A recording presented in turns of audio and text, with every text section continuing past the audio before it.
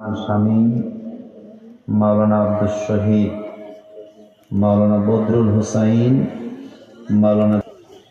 আজকের প্রোগ্রামে আমার আগে যিনি লম্বা সময় বা দলিল কোরআন এবং হাদিস থেকে আপনাদের সামনে কথা বলে গেছেন, আন্তর্জাতিক খ্যাতিসম্পন্ন মুফাসসিরে কোরআন, আমার অত্যন্ত কাছের মানুষ। দেখেন, রাত্র অনেক হয়েছে, আমি কোনো ভূমিকা দিতে চাই না, আমি সরাসরি কোরআন থেকে কথা বলতে চাই। খুব লম্বা কথা আমি বলি না, এটা আমার অভ্যাসে নাই। আজকেও আপনাদেরকে কষ্ট দেওয়ার কোনো ইচ্ছা আমার নেই, ইনশাআল্লাহ। লা ইলমা লানা ইল্লা মা আল্লামতানা। আমাদের কাছে কোনো জ্ঞানই নাই, আমরা জ্ঞান পাই কার কাছ থেকে? আল্লাহ পাকের কাছ থেকে। সবাই পড়েন, রব্বি জিদনি ইলমা। আজকে আমাদের সামনে যে দেখতে পাচ্ছেন, 4 জন হাফেজে কোরআন আছে না নাই? এদের মাথায় কি দেওয়া হয়েছে বলেন তো? পাগড়ি দেওয়া হয়েছে। এটা তো দুনিয়াতে দেওয়া হয়েছে, আপনারা দেখলেন। তবে মনে রাখবেন, কিয়ামতের দিন অত্যন্ত পাওয়ারফুল একটা করে টুপি আল্লাহ হাফেজদের মাকে বাবাকে পরায় দিবে। কারণ এই ছোট্ট দেহটার ভিতরে 30 পারা কোরআন ঢুকায় দিছে কে? আরো জোরে বলেন, কে দিছেন? পত্রিকায় পড়লাম, আমাদের কুমিল্লাতে একটা ছেলে, বয়স 7 বছর। এই 7 বছরের বাচ্চা 6 মাসে 30 পারা কোরআনের হেফজ শেষ করছে। কয় বছরে? মাত্র 6 মাস। বলেন কয় মাস?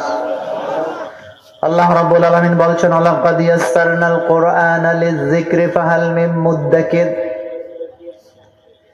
এই কোরআনকে আমি সহজ জিকির হিসাবে তোমাদের জন্য নাযিল করে দিলাম। আসো, তোমরা যারা আসবে আমি তোমাদেরকে কোরআন শিখায় দেব, বুঝায় দেব। আল্লাহ যত মহান, আল্লাহর কালামও তত মহান। পৃথিবীর কোন ধর্মের লোকেরা তাদের ধর্মীয় কিতাব মুখস্থ করতে পারে নাই, কিন্তু পৃথিবীতে কোরআনের হাফেজের সংখ্যা বর্তমানে 6.5 কোটি ছাড়ায় গেছে। যখন সুবহানাল্লাহ। কয় কোটি? জোরে কর না, কয় কোটি? 6.5 কোটি ছাড়ায় গেছে। এই যে 4 জন হাফেজ আপনারা দেখতে পাচ্ছেন, আলেম হওয়া সহজ, কিন্তু হাফেজ হওয়া এটা তাকদিরে থাকা লাগে। হাজার হাজার আলেম পাবেন, নিজের ছেলেকে হাফেজ বানাতে পারেন নাই। হাফেজের আব্বা আম্মা হইতে কপাল লাগে। কিন্তু রিক্সা চালায় খায়, মানুষের বাড়িতে কাজ করে খায়, এমন গরিব মানুষের সন্তান হাফেজে কোরআন আছে না?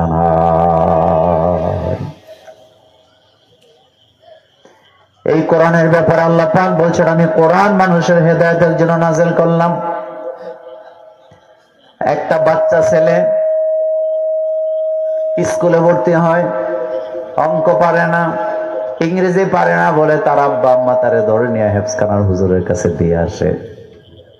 নিয়াকে, হুজুর এটা স্কুলে দিছিলাম, স্কুল তার দ্বারা হবে না, মাথায় কিছু নাই, আপনি দেখেন তারে কোরআনটা পড়াতে পারেন কিনা।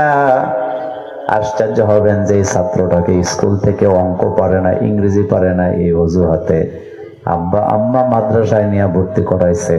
3 বছর পরে 30 পারা কোরআনের হাফেজ হইয়া জনগণের সামনে দাঁড়ায়া পাগড়ি পরে হাজার হাজার উদাহরণ বাংলাদেশে আছে না?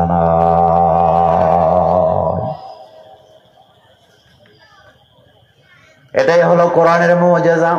কিসের মুজিজা? বলেন কিসের মুজিজা? আল্লাহ বলছেন, লাউ আনজালনা হাযাল কুরআনা আলা জাবাল লারাআইতাহু খাশিআম মুতাসাদ্দিআম মিন খাশিয়াতিল্লাহ। এই কোরআন যদি আমি পাহাড়ের উপরে নাযিল করে দিতাম, তোমরা দেখতে পেতে আমার ভয়েতে পাহাড়টা চূর্ণ চূর্ণ হয়ে যেত। সেই কোরআন রাসূলুল্লাহর উপরে মানুষের হেদায়েতের জন্য নাযিল করলেন কে? বাংলাদেশে ক্যাডেট স্কুল, কিন্ডারগার্টেন, নামি দামি স্কুল, যে স্কুলে ভর্তি করতে 3 লাখ টাকা লাগে, এমন স্কুল ঢাকাতে, সিলেটে আছে না নাই? এই সাউন্ড বক্স গুলো ঠিক করো, এগুলা কানে বাড়ি খাই। সাউন্ড বক্স কমাও। আমার কলেজার ভাইয়ারা খেয়াল করেন, 3 লক্ষ টাকা খরচ করে ছেলেরে ভর্তি করছে নামি দামি ক্যাডেট স্কুলে। সকালবেলা বিরিয়ানি খায়, কাচ্চি বিরিয়ানি দিয়ে নাস্তা করে, দুপুর বেলা বিফ খায়, গরু গোস্ত খায়, খাসির গোস্ত খায়, রাতের বেলা মুরগির রান খায়, পরীক্ষায় ফার্স্ট ডিভিশনে ফেল মারে। আমার হেফজখানার বাচ্চারা সকালবেলা আলুর ভর্তা আর ডাল, কথা কন না কেন, কি খায়? কি খায়? আপনারা কি আমার বাসা বুঝেন? বলেন কি খায়? এছাড়া সকালবেলা নাস্তা নাই, 3 বেলা গরু গোস্ত খাইয়া ফার্স্ট ডিভিশনে ফেল মারে। আর আমাদের বাচ্চাগুলো আলুর ভর্তার ডাল খাইয়া 5 মাসে 6 মাসে হাফেজ হয়। হাজার হাজার ঘটনা আছে না না? এই যে হেফজখানা আপনারা দিয়েছেন, এই যে ছাত্রগুলা পাগড়ি পড়লো, যে উস্তাদরা পড়াইছে, যারা মাদ্রাসা দিছেন, এই ছেলেরা যতদিন কোরআন পড়বে আপনাদের আমল নামায় সওয়াব যাবে। এই ছেলেরা আবার যাদেরকে হাফেজ বানাবে তাদের তেলাওয়াত, তাদের ছাত্র, তাদের ছাত্র, তাদের ছাত্র, এইভাবে করে কিয়ামত পর্যন্ত যত ছেলে মেয়েরা লেখাপড়া করবে, কোরআন পড়বে, তাদের দ্বারা কোরআন শিখবে, যত সওয়াব হবে আপনাদের আমাদের আমল নামায় সদকা জারিয়া হিসাবে পাঠাতে থাকবেন কে?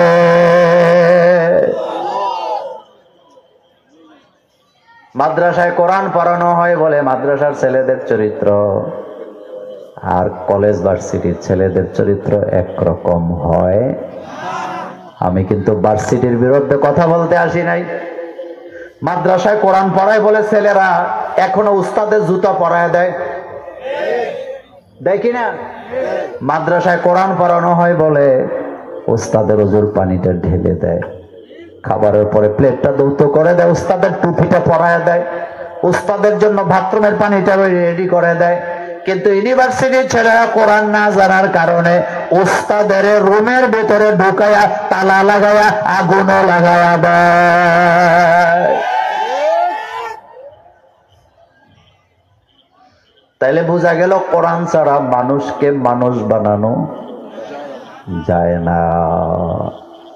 এজন্য কবিকে সুন্দর করে বলেছেন, মাদ্রাসা হায় বাগে জান্নাত, মুআল্লিম হায় মিসলে গুল।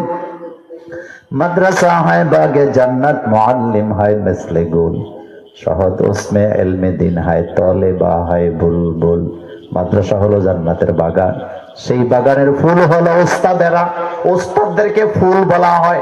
ফুলকে আঘাত করা যায় না, ফুলকে ছিন্ন ভিন্ন করা যায় না, কারণ ফুলের ভিতরে গ্রাম থাকে।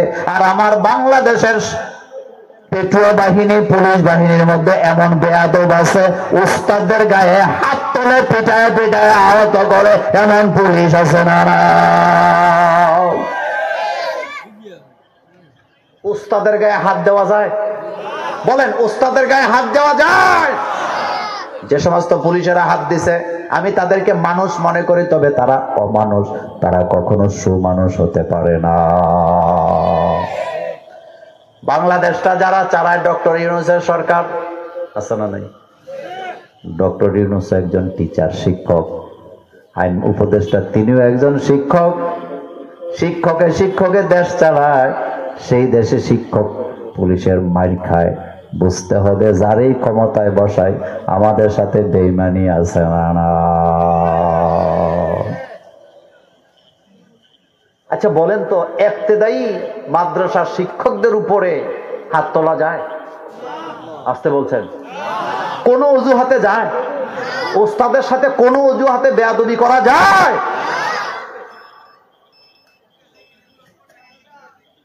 ডক্টর ইউনূস সরকারের একটা কর্মসূচি হলো দেশ সংস্কার করবে। যেদিন শুনছি সেদিন থেকে আমি বলছি, দেশ সংস্কার এত সোজা না, আগে মানুষ সংস্কার করে দেখান, কারণ মানুষ সংস্কার না হলে দেশ সংস্কার করা যায় না। দেশ কি চুরি করে? বলেন, কথা বলেন, সিলেটের মানুষ দেশ কি চুরি করে? চুরি কারা করে? দেশ কি দুর্নীতি করে? দুর্নীতি কারা করে? তো আপনি ভালো করবেন আগে কাদেরকে? মানুষকে। আর মানুষকে ভালো করতে হলে কোরআনের শিক্ষার বিকল্প কিচ্ছু। রাসূলুল্লাহ আগে রাষ্ট্র সংস্কার করে না, আগে মানুষ সংস্কার করছে। আল্লাহ রাব্বুল আলামিন বলছেন, আলিফ লাম রা। কিতাবুন আনজালনাহু ইলাইকা লিতুখরিজান নাসা মিনাজ যুলুমাতি ইলান নূর। নবী আপনার উপরে কিতাবটা নাযিল করলাম, এই কোরআন আমি নাযিল করলাম লিতুখরিজান নাসা মিনাজ যুলুমাতি ইলান নূর, যাতে করে মানব মণ্ডলীকে অন্ধকার থেকে আলোর পথ দেখাতে পারেন।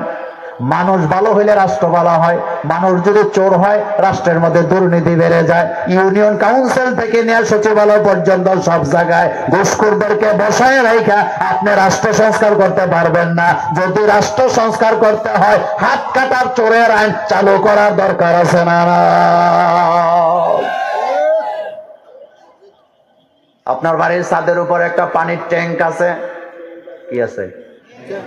পানির ট্যাঙ্কি আছে। ওই পানির ট্যাঙ্কির ভিতরে একটা ইঁদুর পড়ছে, মরছে, পইচা গেছে।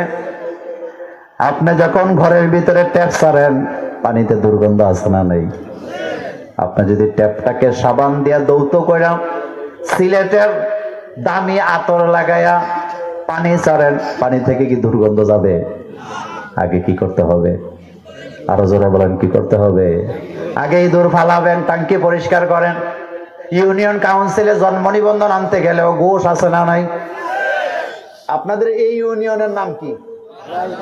এখানে বোধহয় জন্ম নিবন্ধন আনতে কোনো টাকা লাগে না।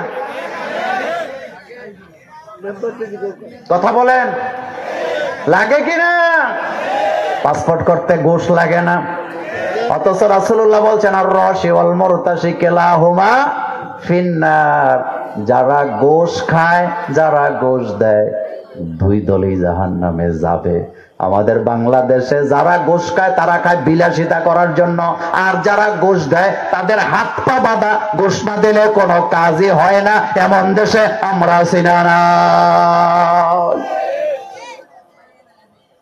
তাহলে মানুষ আগে ভালো করেন, মানুষের বিচার আগে করেন, চোরের বিচার করেন, দুর্নীতিবাজের বিচার করেন।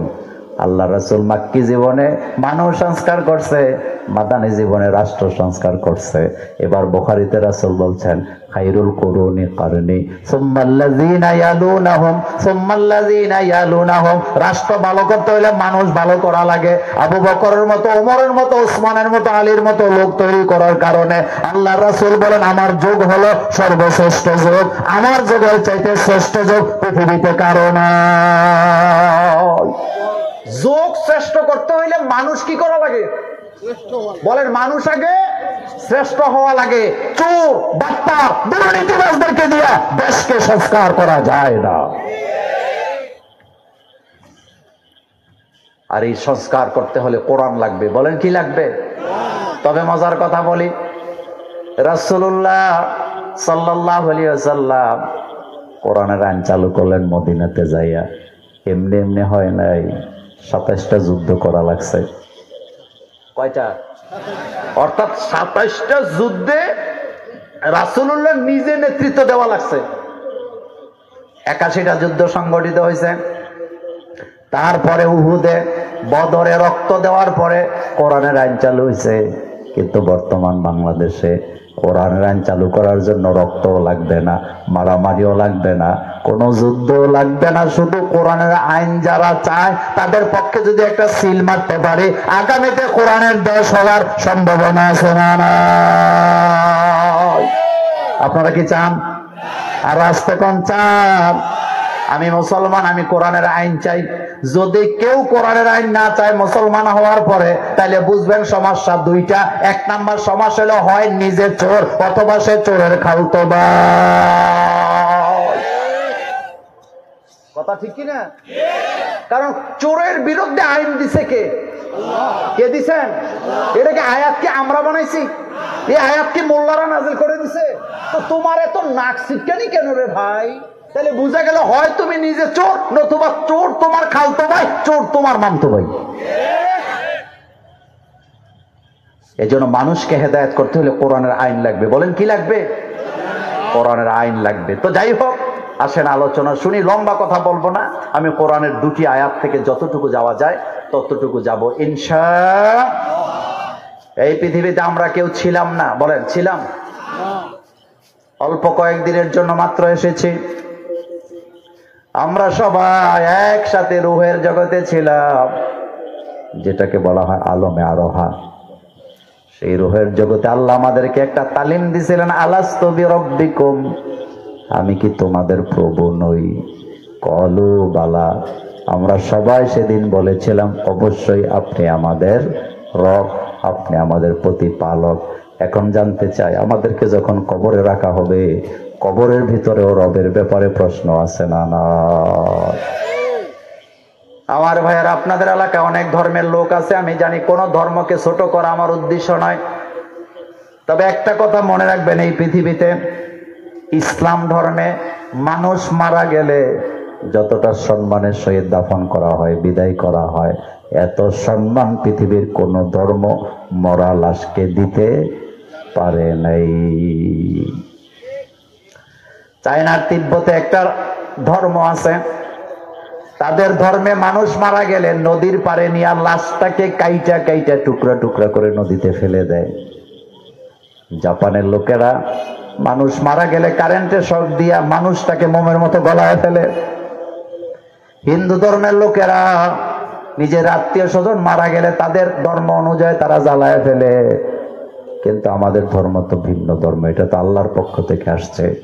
রাসূলুল্লাহকে প্রশ্ন করা হলো, রাসূল, মৃত ব্যক্তি মৃত লাশ কি ব্যথা পায় নাকি? আল্লাহর নবী বললেন, হ্যাঁ, তোমরা জীবিতরা যেমন ব্যথা পাও, অনুভব করো, মৃত ব্যক্তিরাও এরকম ব্যথা পায়। তবে তাদের আর তোমাদের মধ্যে পার্থক্য হলো, তারা বলতে পারে না, কিন্তু তোমরা বলতে পারো। এ কথা কি কোন ধর্মে বলতে পারছে? আল্লাহ রাসূল বললেন, মৃত লাশও ব্যথা পায়, মৃত লাশ অনুভব করে। আমার কলিজার ভাইয়েরা, যার কারণে রাসূলুল্লাহ মসজিদে নববীর সামনে দাঁড়ায় আছেন, একটা লাশ নিয়ে যাওয়া হচ্ছে, রাসূল দাঁড়ায় গেছে। সাহাবায়ে কেরাম বলেন, হুজুর, এটা তো ইহুদির লাশ, আপনি দাঁড়াইলেন। আল্লাহ নবী বললেন, আমি ইহুদি দেখে দাঁড়াই নাই, আমি আদম সন্তান দেখে দাঁড়াইছি, এটা বনি আদমের সন্তান। বনি আদমের সন্তানকে দুনিয়াতে সবচেয়ে বেশি মর্যাদা দিয়েছেন কে? তো সেই কথাটাই বলতেছিলাম, এই জমিনে আমরা ছিলাম না, 100 বছর পরে আমাদের নাম গন্ধ আর থাকবে না। বিশ্বাস করেন, আপনারা যারা এই মাঠে বসে আছেন, 100 বছর পরে যদি আপনাকে এই মাঠে আবার আইনা ছেড়ে দেওয়া হয়, একটা লোক আপনাকে চিনার সম্ভাবনা নেই। এই জমিনে আমরা যেমন মানুষেরা বাস করি, রাজত্ব করি, এই জমিনে এক সময় জিনেরা রাজত্ব করত। কারা? কারা? এই যে মাঠে আপনারা বসে আছেন, সেম কন্ডিশনে জিনেরাও ছিল। কিন্তু জিনেরা যখন আল্লাহর নাফরমান হয়ে গেল, আল্লাহর আইন মানতে চায় না, অবাধ্য হয়ে গেল, আল্লাহ সিদ্ধান্ত নিলেন, এই জমিন থেকে জিনদেরকে আমি বিতাড়িত করব। কাতারে কাতারে ফেরেশতা নামায় দিলেন আমার আল্লাহ, নামায় বলেন, জিনদেরকে এখান থেকে বিতাড়িত করো। জিন আগুনের তৈরি, ফেরেশতারা নূরের তৈরি। জিন আর ফেরেশতার মধ্যে যুদ্ধ শুরু হয়ে গেল, সমস্ত জিনদেরকে এখান থেকে বিতাড়িত করা হলো। এখন পুরো জমিন খালি। জমিনের মালিক তো জমিন খালি রাখে না, ফসল ফলায়, ঠিক না? আপনি যদি আপনার জমিনটা খালি রেখে দেন, 3 বছর পরে যদি জমিনে যান, এটা জমিন পাবেন না জঙ্গল পাবেন? আপনি আপনার জমি কখনো আপনি খালি রাখবেন না। জমিন তো আল্লাহর, আল্লাহ তো এটা খালি রাখবে না। যখন জিনদেরকে বিতাড়িত করা হলো, সমস্ত ফেরেশতাদেরকে আল্লাহ ডাকলেন। এখান থেকে আলোচনা শুরু করতে চাই। আল্লাহ পাক বলছেন, ইযা ক্বালা রাব্বুকা লিল মালাইকাতি ইন্নী জাইলুম ফিল আরদি খলিফা। আর যখন আপনার রব সমস্ত ফেরেশতাদেরকে ডেকে বললেন, ইন্নী জাইলুন ফিল আরদি খলিফা, আমি জমিনের মধ্যে খলিফা বানাবো, প্রতিনিধি বানাবো, বলার সাথে সাথে ফেরেশতারা কথার জবাব না দিয়া মতামত পেশ করলেন। আল্লাহ কিন্তু এখানে ফেরেশতাদের মতামত চায় নাই, আল্লাহ তার সিদ্ধান্ত জানাইছে। সুবহানাল্লাহ পড়েন। কারণ আল্লাহ কি কারো মুখাপেক্ষী? আল্লাহ কি কোনো কাজ করতে কারো সহযোগিতা নেওয়া লাগে? আল্লাহ কিন্তু মতামত চায় নাই। আল্লাহ বলছেন, ইন্নী জাইলুন ফিল আরদি খলিফা, আমি জমিনের জন্য খলিফা বানাবো, প্রতিনিধি বানাবো। ক্বালু আতাজআলু ফিহা মান ইউফসিদু ফিহা ওয়া ইয়াসফিকুদ দিমা। বলার সাথে সাথে ফেরেশতারা বললেন, আল্লাহ, আতাজালু ফিহা মাইয়ুফসিদু ফিহা, আপনি কি এই জমিনে এমন এক জাতিকে স্থাপন করতে চান যারা নিজেরা জমিনে ফাসাদ সৃষ্টি করবে, নিজেরা নিজেদের রক্ত ঝরাবে, ভাই হইয়া ভাইকে হত্যা করবে, ভাই হইয়া ভাইয়ের জায়গা দখল করবে, এমন একটা জাতিকে কি আপনি স্থাপন করতে চান? আপনাদের কাছে জানতে চাই, ফেরেশতাদের এই কথাটা সত্য ছিল না মিথ্যা ছিল? কথা কর না কেন? সত্য ছিল না মিথ্যা ছিল? ভাই হইয়া ভাইয়ের রাস্তা বন্ধ করে এমন ভাই আমাদের এই এলাকায় নাই, তবে আজকের মাহফিলে নাই। রাসূল যখন ক্ষমতায় গেলেন, রাসূল বলেন রাস্তাগুলাকে ডবল করো, আর আমরা ক্ষমতা পাইলে রাস্তা ছোট করে দেই। বাড়ির পাশে ভাইয়ের বাড়ি, ভাইয়ের জন্য রাস্তা দিতে রাজি না, বংশের লোকের জন্য রাস্তা দিতে রাজি না। রাস্তা নিয়ে বছরের পর ঝগড়া লেগে থাকে, ফাসাদ লাগায় রাখে, এমন বান্দা আছে না? না, রাস্তা নিয়ে কি কবরে যাওয়া যাবে? রাসূল বুখারীতে বলেছেন, যারা মানুষের জন্য রাস্তা খুলে দিবে, আল্লাহ তাদের জন্য জান্নাতের রাস্তা উন্মুক্ত করে দিবে। ফেরেশতারা বলেন, আতাজালু ফিহা মাইয়ুফসিদু ফিহা ওয়া ইয়াসফিকুদ দিমা, এমন জাতি আপনি বানাবেন যারা ভাই হইয়া ভাইয়ের রক্ত ঝরায়। এই দৃষ্টান্ত বাংলাদেশে আছে না? না, আমাদের ব্রাহ্মণবাড়িয়ার কিছু এলাকা আছে, মারামারি করে ডেট দিয়া মাইকিং কইরা। কথা কন না, আপনারা কি আমার ভাষা বুঝেন? বলেন কি করে? আচ্ছা বলেন তো, আমরা আদমের সন্তান না সবাই? তো যারা মারে তারাও আদমের সন্তান, যারা মাইর খায় তারাও আদমের সন্তান। আদমের সন্তানকে মারে, তার মানে ভাই হইয়া ভাইয়ের রক্ত ঝরায় নাকি ঝরায় না? কিছু কিছু এলাকা আছে মাইকিং করে, মারামারি হবে। আগামী সোমবার সকাল 10টা বাজে মারামারি শুরু হবে, সবাই যার যার অস্ত্র নিয়ে যায়। এরকম ঘটনা আপনারা দেখেন নাই? পোলাপানে 999 ফোন দিয়েছে পুলিশের, তাড়াতাড়ি মারামারি লাগছে। পুলিশ কয় মারামারি শেষ হইলে খবর দিও, কারণ পুলিশেরও জানের ভয় আছে না নাই? কি মারামারি লাগে! আমি একবার এরকমের মারামারি দেখছি। আল্লাহু আকবার। ফেরেশতারা বলেন, আতাজালু ফিহা মাইয়ুফসিদু ফিহা ওয়া ইয়াসফিকুদ দিমা। তাফসীর ইবনে কাসির পড়েতা বলেন, এখানে ফেরেশতারা জিনদের আগের যে চরিত্র দেখলেন, ওখান থেকে তারা বললেন যে আল্লাহ আপনি কি আবার আরেকটা জাতিকে এখানে বসাবেন যারা নিজেরা নিজেদের রক্তপাত করবে, রক্ত ঝরাবে? আমার কলিজার ভাইয়েরা, দুইটা কারণে মানুষের রক্ত ঝরায়। জোরে বলেন কয়টা? 1 নাম্বার কারণ হলো ক্ষমতা, আর 2 নাম্বার কারণ হলো সম্পদ। এই 2 কারণে এখনো মারামারি আছে না? না,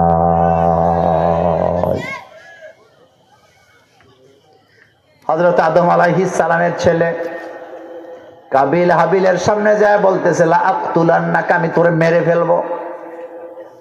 ভাই হইয়া ভাইকে মারার ঘোষণা দিলেন। ভাইয়ের দিকে ভাই তাকায় বলতেছে, তুই আমার ভাই, ভাই হইয়া আমাকে তুই মারতে চাস, এটা কেমন কথা? লা ইন বাসাত্তা ইলাইয়া ইয়াদাকা, ভাইরে তুই যদি তোর হাতগুলো আমারে মারার জন্য প্রসারিত করস, তুই যদি আমারে মারতে আসস রে ভাই, আমি তোরে মারবো না। তার কারণ ইন্নী আখাফুল্লাহ, আমার কলিজার ভিতরে আল্লাহর ভয় আছে না? না, বিশ্বাস করেন, আল্লাহর ভয় যদি হৃদয়ে থাকে, ভাই হইয়া ভাইয়ের গায়ে হাত দেওয়া যায় না।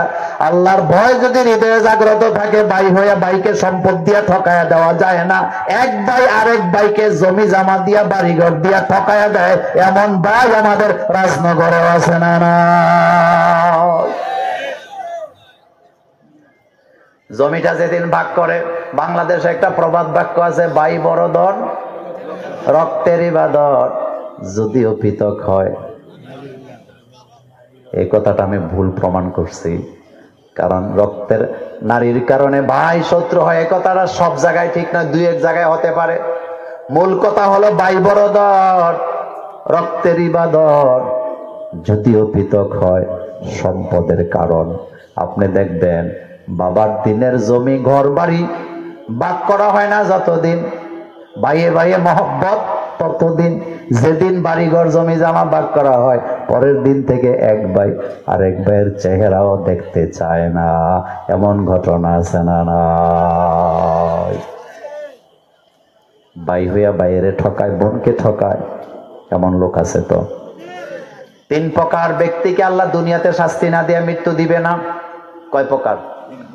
নাম্বার 1, যারা রক্তের সাথে বেঈমানি করে, কাতে রেহেম, যারা আত্মীয়তার সম্পর্ক যারা ছিন্ন করে, তাদেরকে দুনিয়াতে শাস্তি দিবে কে? আসতে কইছেন। 2 নাম্বার, যারা ক্ষমতা পাইয়া নিরীহ মানুষের উপর অত্যাচার করে, আল্লাহ তাদের দুনিয়াতে শাস্তি দিবে নেই। 3 নাম্বার, যারা সতী সাধবী নারীর প্রতি বিনা দোষে অপবাদ দেয়, দুনিয়াতে আল্লাহ তাদের শাস্তি না দিয়ে মৃত্যু দিবে না। এই 3 কোয়ালিটির লোক আমাদের বাংলাদেশে আছে না নাই? আমার কলেজের ভাইয়েরা বলতেছিলাম, ফেরেশতারা বললেন ওয়াসফিকুদ্দিমা, তারা বাই হইয়া বাইয়ের রক্ত ঝরাবে। হযরত ইউসুফ আলাইহিস সালাম নবী ছিলেন, মাসুম ছিলেন, সেই ইউসুফকে পর্যন্ত ভাইয়েরা ছাড়ে নাই। ক্ষমতার লোভে, নেতৃত্বের লোভে তাকে মেরে কুয়োর মধ্যে ফালায় দিছে। হযরত ইউসুফ আলাইহিস সালাম ছোট বাচ্চা মানুষ, রাতের বেলা স্বপ্ন দেখছে তিনি তো নবী হবেন, ইয়াকুব আলাইহিস সালামের ছেলে, তিনি তো নবী হবেন। রাতের বেলা স্বপ্নে দেখছে, বাপের কাছে দৌড়ে যাইয়া আব্বার গলায় জড়ায় ধরে বলতেছে, বাবা ইয়া আবাতি ইন্নী রাআইতু আহাদা আশারা কাওকাবা ওয়াশ-শামসা ওয়াল কমারা রাআইতুহুম লি সাজিদিন। ও আমার আব্বা, আমি স্বপ্নে দেখলাম 11টা তারকা, চন্দ্র সূর্য আমাকে সেজদা দিয়ে পড়ে আছে। সুবহানাল্লাহ পড়েন। শোনার সাথে সাথে ইয়াকুব নবী বুঝে গেছে এটা আমার সুসন্তান, এটা নবী হবে। গলার সাথে জড়ায় বলতেছে, ইয়া বুনাইয়া লা তাকসুস রুইয়াকা আলা ইখওয়াতিকা ফায়াকিদু লাকা কাইদা। ও আমার ছেলে, খবরদার এই স্বপ্নের কথা ভাইদের কাছে বইলো না, কারণ যদি বলো ভাইয়েরা তোমার প্রকাশ্য শত্রু হয়ে যাবে, কারণ ভাইয়েরা কখনো ভাইয়ের নেতৃত্ব মেনে নিতে চায় না। ও আমার ছেলে, খবরদার ভাইদের কাছে এই স্বপ্নের কথা বলবা না, কারণ ভাই শত্রু হয়ে যাবে, তোমাকে মেরে ফেলবে, তারা প্রকাশ্য শত্রু হয়ে যাবে। ইউসুফ আলাইহিস সালাম বুঝে নাই, ছোট মানুষ, বাপ নিষেধ করার পরও দৌড়ে ভাইদের কাছে যায়, কয় ভাইয়েরা তাড়াতাড়ি আয়, তোদের কাছে কথা আছে আমার। সবাই আসছে, কয় সবার মাথাগুলো আমার মাথার কাছে দে। সবাই মাথা যখন কানের কাছে দিছে, হযরত ইউসুফ আলাইহিস সালাম বলতেছে, আব্বা নিষেধ করছে স্বপ্নের কথা যেন তোদেরকে না বলি, কিন্তু তোরা তো আমার ভাই, তোদেরকে না বলে কি পারি? নবীরা মুমিনরা তো সহজ সরল হয়, কথাটা বলে দিলেন। বলার সাথে সাথে বড় যেটা ছিল ওইটা দাঁড়ায় বলতেছে তাদেরকে সাইডে নিয়ে, এই স্বপ্নের ব্যাখ্যা হলো আমরা 11 ভাই ইউসুফের নেতৃত্ব মানা লাগবে, ইউসুফ যা বলে তা শুনতে হবে, সুতরাং এটা হতে দেওয়া যাবে না। চল সবাই মিলে ইউসুফকে দুনিয়া থেকে সরাইয়া দে। ভাই ভাইয়ের কি হয়ে গেল? কথা বলেন, কি হয়ে গেল? তাহলে বোঝা গেল ক্ষমতার জন্য ভাই ভাইয়ের শত্রু হয়ে যায়। এমন ভাই ভাইয়ের শত্রু বাংলাদেশে আছে না না? ক্ষমতার লোভে রাজনীতিবিদরা কত ফলটি লয়। আমি কিন্তু কোন রাজনৈতিক দলকে ছোট করার জন্য বলি না। 25 বছর যাবত যাদেরকে দেখলাম, 30 বছর যাবত, 25 নয় 30 বছর যাবত যাদেরকে দেখলাম একসাথে রাজনীতি করে, এখন ক্ষমতার জন্য কাদা ছুড়াছুড়ি আছে না না? ইউসুফ আলাইহিস সালামের কাহিনী করছে। ইউসুফ আলাইহিস সালামের ভাইয়েরা যে ইউসুফ নবীকে মেরে ফেলতে চায়, কারণ কি ছিল বলেন তো? নেতৃত্ব, ক্ষমতা। এই স্বপ্নের তাবিরই ছিল 11টা তারকা, মানে 11 ভাই, তারা ইউসুফ আলাইহিস সালামের নেতৃত্ব মানতে হবে, সোজা কথা নয়। বাপের কাছে যায়, আব্বা ইউসুফরে আমাদের সাথে দেন, আমরা ইউসুফকে নিয়ে খেলাধুলা করবো, আমরা তো ইউসুফকে আপনার মতো ভালোবাসি। হযরত ইয়াকুব আলাইহিস সালাম বলতেছে, না, তোরা হইলে আমার কুসন্তান, আমার ইউসুফ আমার সুসন্তান, আমি তোদেরকে বিশ্বাস করি না, পুরা ঘটনা বলা আমার উদ্দেশ্য, আমি শুধু বুঝাইয়া দিলাম। ক্ষমতা নাই যতক্ষণ বাই বাই ততক্ষণ, যখনই ক্ষমতার দ্বন্দ্ব শুরু হয় বাইয়ে বাইয়ে ক্ষমতার যুদ্ধ আছে না। কি হবে ক্ষমতা দিয়া? আপনি এলাকায় আছেন, আপনি যদি মারা যান, এমন আচরণ তো আপনার থাকা দরকার যাতে সবাই আসে আপনার জানা যায়। কথা ঠিক কিনা? আরো জোরে বলেন ঠিক কিনা? আমি তো এমন মানুষ হওয়া দরকার আমার জানা যায় যেন সব দলের লোকেরা আসে। আমি কেন মানুষের উপরে জুলুম করব? আমি কেন মানুষের সম্পদ হরণ করব? কারণ আমি তো মানুষ, আখেরাতে আমার হিসাব দেওয়ার দরকার আছে না। না, তারা সবাই মিলে বারবার ইয়াকুব নবীর কাছে যায়, কয় আব্বা ইউসুফরে আমাদের সাথে দেন, আমরা খেলতে যাব মাঠের মধ্যে। ইয়াকুব নবীকে আমি তোদের বিশ্বাস করি না। বারবার বারবার যাওয়ার পর একদিন বললেন ঠিক আছে নিয়ে যাও, তবে আমার মন টানে না তোদের কাছে, তোদেরকে আমার বিপজ্জনক মনে হয়। সমস্ত ভাইয়েরা ইউসুফ নবীকে নিয়ে মাঠে চলে গেলেন, বকরিগুলা ছেড়ে দিয়া সমস্ত ভাইয়েরা গোল হইয়া বৈশা ইউসুফ নবীকে মাঝখানে বসাইয়া বড়ই গাছের ডালা দিয়া, কাটাযুক্ত ডালা দিয়ে পিঠাচ্ছে, রক্তাক্ত করতেছে, পিঠটি খায়। ইউসুফ আলাইহিস সালাম তো জানে না কেন মারে, যে পিঠটি দেয় তারে যায় বলে ভাই তুই তো আমার ভাই, কেন মারস? কিচ্ছু বলে না, খামোখাই পিডায়।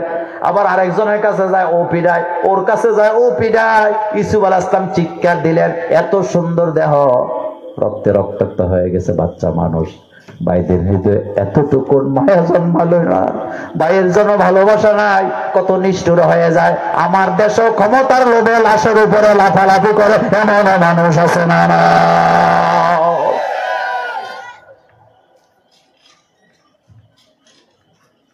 ইউসুফ আলাইহিস সালামের ভাইয়েরা পিটাইতেছে সবাই মিলে। ইউসুফ নবী জানেই না কেন পিটাইতেছে, বারবার জিজ্ঞেস করতেছে তোরা আমারে মারস কেন, তাও কোনো কথা কয়। বাংলাদেশে একটা প্রবাদ বাক্য আছে, সব শিয়ালের এক, বলেন সব শিয়ালের এক, জোরে কন্যা এক রাত, মানে এক ডাক। সব শিয়ালের জুলুম বাজরা চিরকাল একরকমই ছিল, তাদের মনের মধ্যে কোনো দয়া কখনো। হযরত ইউসুফ আলাইহিস সালামকে যেভাবে 10 ভাই মিলে গুল হয়ে বসে একজনকে পিটাচ্ছেন ইউসুফের ভাইয়েরা, সেম কন্ডিশনে আমার মেধাবী ছাত্র আবরারকেও হায়নারা এভাবে পিটিয়ে হত্যা করেছিল।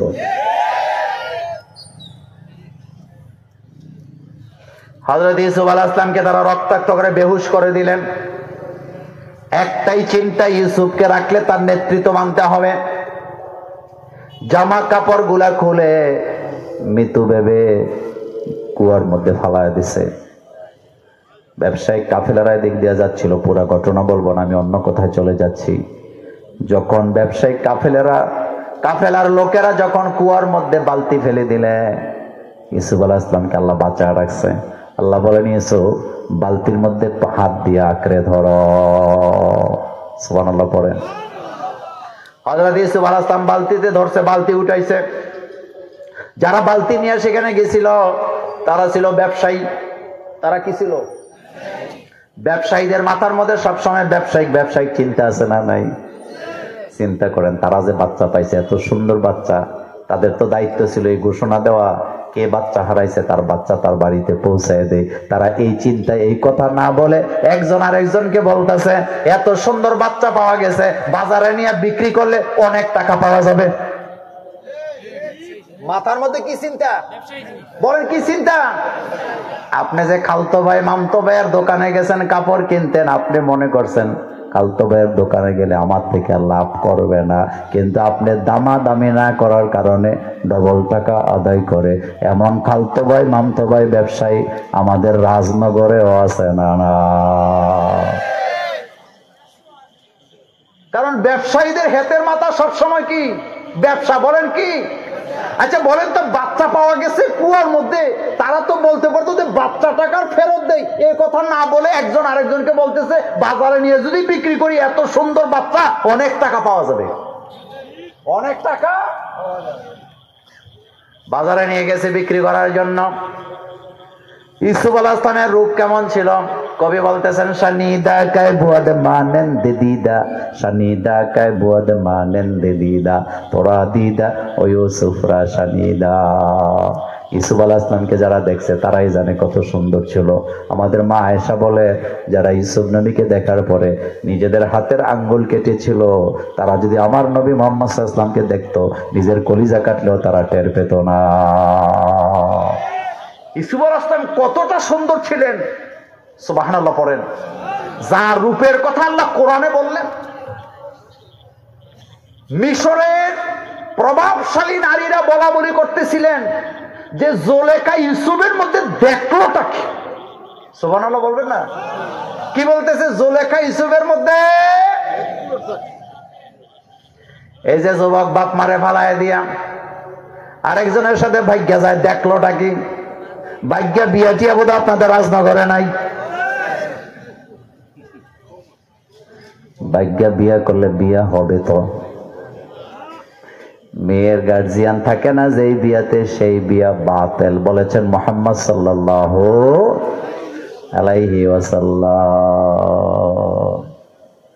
এই যে আমার ভাই আব্দুর রহিম চমৎকার কথা বলে গেছেন, বিয়ের আগে রিলেশন করা হালাল না হারাম? এটা কোরআনে আল্লাহ পাক বলছেন ওয়ালা মুত্তাখিজাতি আখদার, তোমরা লুকায়ে লুকায়ে বিয়ের আগে প্রেম প্রীতি করো না, এটা হারাম। এটা কি? আর জোরে বলেন, এটা কি? প্রেম করবে যারা, সেকা খাবে তারা। কথা কন না কেন? প্রেম করবে যারা, मोहब्बत में मुसीबत है ये कुदरत की हकीकत है, जहाँ বৃষ্টি বরসती है वहीं बिजली चमकती है। অবৈধ প্রেম করবে যারা 100% সেকা খাবে তারা, সেকা খায় যারা ডিপ্রেশনে ভোগে তারা, ডিপ্রেশনে যায় যারা নেশাও করে তারা। আমাদের দেশে যারা নেশা করে দুই কারণ, বলেন কয় কারণ? বলেন বলেন কয় কারণ? এক নাম্বার কারণ হলো নেশাখোরকে বন্ধু বানায়, যার কারণে সে নিজেও নেশাখোর হয়ে যায়। বাংলাদেশে যে সমস্ত ছেলেরা বিড়ি সিগারেট খায়, আচ্ছা বলেন তো ইমাম সাহেবের কাছে শিখছে নাকি বন্ধুর কাছে শিখছে? কথা কয় না? কার কাছে শিখছে? এই জন্য যুবকদেরকে বলি বন্ধু বানাইতে সাবধান। বন্ধু যদি বিড়ি সিগারেট খায়, সিলেটে বিড়ি সিগারেট ওয়াজ করবেন নাকি মেম্বার সাহেব? বলেন করবো করবো? বলেন, বন্ধু যদি বিড়ি খায় তাহলে বন্ধু কি খায়? বিড়ি খায়। বাপের কাছে বিড়ি খাওয়া শিখে না বন্ধুর কাছে শিখে? এই কলেজার যুবকেরা জেনে রাখো, পৃথিবীর কোন বাপ তার ছেলেরে কখনো বিড়ি খাওয়া শিখায় না, বন্ধুর কাছেই শিখে। যেমন বন্ধু তেমন চরিত্র। এই জন্য কবি বলেছেন এস দুনিয়া কি দোস্তি মেসলে কাগজ ফুল কি, এস দুনিয়া কি দোস্তি মেসলে কাগজ ফুল কি, দেখনে মে খুশনুমা হয় বো মগর কুছ ভি নেহি। এই দুনিয়ার দোস্তি হলো কাগজের ফুলের মতো, অরিজিনাল ফুল এটা না। কাগজের ফুলের যেমন গ্রাম নাই, এই দুনিয়ার দুস্তিগিরিরও কোনো গ্রাম নাই। তবে আল্লাহর জন্য যেই দুস্তি করা হয় সেই দুস্তিতে দুনিয়া আখিরাতের কল্যাণ আছে না নাই? হযরত ইউসুফ আলাইহিস সালাম কতটা সুন্দর ছিলেন। লোকেরা বললেন জুলেখা ইউসুফের মধ্যে দেখলোটা কি? জুলেখার কানে যখন এই খবর গেল, সমস্ত রমণী নারীদেরকে ডাকাইলেন, ডাকাইয়া তাদেরকে লাইন ধরে দাঁড়া করাইয়া হাতের মধ্যে একটা চাকু দিছে আর একটা কমলা লেবু দিছে, দিয়ে বলছে আমি যখন বলবো কাটো তখন কাটবা, এর আগে কাটা যাবে না। সবাই প্রস্তুত হয়ে আছে। ইউসুফ নবীকে আনা হলো প্রদর্শন করাবার জন্য। যখন তাদের কাছাকাছি আনলো, মেয়েরা ইউসুফের দিকে তাকাইছে। কার দিকে? কথা কর না। এই যে তাকাইছে, ইউসুফরে দেখার পরে স্বপ্নের রাজ্যে চলে গেছে, চোখ নামাইতে পারে না। এটা জুলেখা বুঝে গেছে। এবার জুলেখা কয় তোমরা তোমাদের কমলা লেবু কাটো। লোকেরা তো জানে না, রমণীরা তো তাকায় আছে ইউসুফের রূপের দিকে। তারা মনে মনে ভাবতেছে এত সুন্দর কি মানুষ হয় নাকি? কিন্তু কমলা লেবু তো কাটতে হবে, এটা তো জুলেখার অর্ডার। চোখ নামায় না, নেশায় পড়ে গেছে, ইউসুফের রূপের দিকে তাকায় আছে। এদিক থেকে চাকু চালাইতেছে, চাকু চালাইতে চালাইতে কমলা লেবু কাইটা নিজেদের হাতগুলা কাটছে, রক্ত টপ টপ করে পড়তেছে। ইউসুফ নবী যখন চলে গেছে তারা সবাই নিচের দিকে তাকায় দেখে সবার আঙ্গুল কাটা। আল্লাহু আকবার। সেই নবীকে তারা কুয়া থেকে পেয়ে বলতেছে আমরা যদি তাকে বাজারে বিক্রি করি অনেক টাকা পাওয়া যাবে। বাজারে নিয়ে এমন দাম চাইলেন রাজ পরিবারের লোক ছাড়া কেউ কেনার ক্ষমতা নাই। ইশারা টাকার বিক্রি হয়ে গেল গোলাম হিসাবে, সেটা বলতেছি না, শোনেন। এই যে ইউসুফ নবীকে ভাইয়েরা হত্যা করলো, ইউসুফ নবীকে যে ভাইয়েরা কুয়ার মধ্যে ফেলায় দিল, কিসের কারণ? আরো জোরে বলেন। সেই ক্ষমতার লোভ আমাদের মধ্যেও আছে না নাই? অথচ রাজত্ব কে দেয়, ইজ্জত কে দেয়? কুলিল্লাহুম্মা মালিকাল মুলক তুতিল মুলকা মান তাশা ওয়া তানজিউল মুলকা মিম্মান তাশা ওয়া তুইজ্জু মান তাশা ওয়া তুযিল্লু মান তাশা বিয়াদিকাল খায়র ইন্নাকা আলা কুল্লি শাইইন কাদির। এই কথাটাই ফেরেশতারা বলছিলেন, আতাজালু ফিহা মাইয়ুফসিদু ফিহা ওয়া ইয়াসফিকুদ দিমা। এমন জাতিকে আপনি এখানে স্থাপন করবেন যারা ফাসাদ করবে, যারা মারামারি করবে। এই কথা শোনার পরে আল্লাহ পাক বললেন, তারা আরেকটু কথা বললেন, তারা বলেন নাহনু নুসাব্বিহু বিহামদিকা ওয়া নুকদ্দিসু লাক। আমরাই তো আপনার তাসবিহ করি, প্রশংসা করি, গুণকীর্তন করি। বলার সাথে সাথে আল্লাহ পাক বলেন ইন্নী আ'লামু মা লা তা'লামুন। আমি যেটা জানি না তোমরা সেটা জানো না। তার মানে হলো মারামারি ফাসাদ করবে এটা যেমন ঠিক, এই মারামারি ফাসাদকারীদের মধ্য থেকে একদল মানুষ থাকবে যারা মারামারি করবে না, পরের হক নষ্ট করবে না, কারো রক্ত ঝরাবে না। তারা গোলামি করবে কার গোলামি? কার গোলামি করবে? আরো জোরে বলেন কার? তারা আল্লাহ ছাড়া কারো সামনে মাথা নত, তারা জীবন নিবে না বরং জীবন দিবে। বলেন তারা জীবন নিবে না, জীবন দিবে। তারা আমার জমিনে মসজিদ বানাবে, আমার ইবাদতখানা বানাবে, আমার কোরআনকে টিকিয়ে রাখার জন্য তারা হাজারো চেষ্টা করে যাবে। আপনাদের কাছে জানতে চাই, এমন চেষ্টাকারী লোক আমাদের এই এলাকায়ও আছে না? না, আহারে কিছু লোক আছে, অনেক আমার দিকে তাকান, কিছু লোক আছে আল্লাহর ঘরটা কিভাবে সুন্দর করা যায়, আল্লাহর ঘরটা কিভাবে বাড়ানো যায়, নবীর ঘরটাকে কিভাবে সুন্দর করা যায় এই টেনশনে ভোগে। আবার কিছু লোক আছে নিজের টাকা চুরি করে বিদেশে কিভাবে বাড়ি বানানো যায় এমন চিন্তা চেতনার চোর বাপ্পার বাংলাদেশে আছে না? কেউ মসজিদ বানাতে চায়, কেউ আবার দেশের বাইরে টাকা পাচার কইরা বেগম পাড়ায় কি বানাতে চায়। দুইটার মধ্যে পার্থক্য আছে না নাই? পার্থক্য আছে। এই জন্য আখেরাত লাগবে। বলেন কি লাগবে?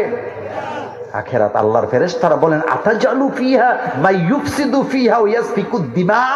এমন জাতিকে আপনি স্থাপন করবেন যারা রক্তপাত করবে। আল্লাহ পাক বলছেন ইন্নী আ'লামু মা লা তা'লামুন। তাফসীর ইবনে কাসির পনেতা বলেন ইন্নী আ'লামু মা লা তা'লামুন মানে হলো আল্লাহ বুঝাইলেন তোমরা যেটা জানো এটা তো জানো, কিন্তু এর বাইরে যে জ্ঞান আছে সেটা তোমাদের কাছে নাই। আমার বান্দারা আমার গোলামি করবে, আমার দিনকে টিকাবার জন্য নিজের জান, নিজের মাল, নিজের সময়কে কি করবে? কোরবানি করবে। সেই দলের সদস্য হইতে রাজি আছি না নাই? আরো জোরে বলেন আছি না নাই? আমার কলিজার ভাইয়েরা, আমার মেম্বার সাহেব আমার সাথে দেখা করলেন, করে বললেন যে মোল্লা ভাই আমরা একটা বিল্ডিং এর কাজ ধরছি, হেফজখানার বোধহয় না, মেয়েদের জন্য। মাশাআল্লাহ। তো মেয়েদের জন্য একটা বিল্ডিং এর কাজ ধরছেন তারা ইতিমধ্যে। তিনি আমাকে বলেছিলেন আপনাদেরকে যদি এই দাওয়াতটা আমি দেই